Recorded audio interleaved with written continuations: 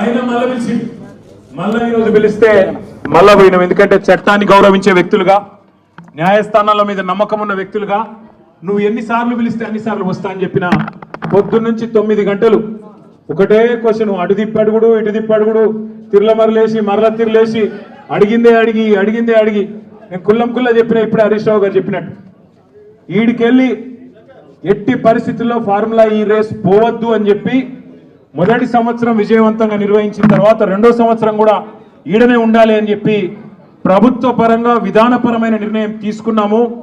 తీసుకొని మరి కొంత డబ్బులు చెల్లించినాం. ₹1 కాదు కదా, 1 పైసా కూడా అవినీతి జరగలేదు.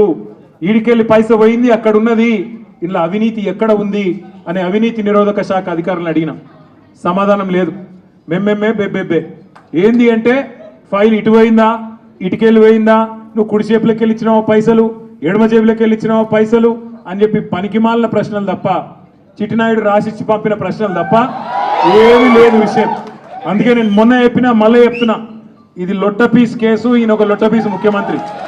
ఏది కాదు వీళ్ళతోని ఏం చేయరాదు. పరిపాలన చేత కాదు, ప్రజలకిచ్చిన హామీలు నెరవేర్చే దమ్ము లేదు. అందుకే దద్దమ్మ రాజకీయంతో ఇవాళ తప్పించుకునే ప్రయత్నం చేస్తా ఉన్నారు.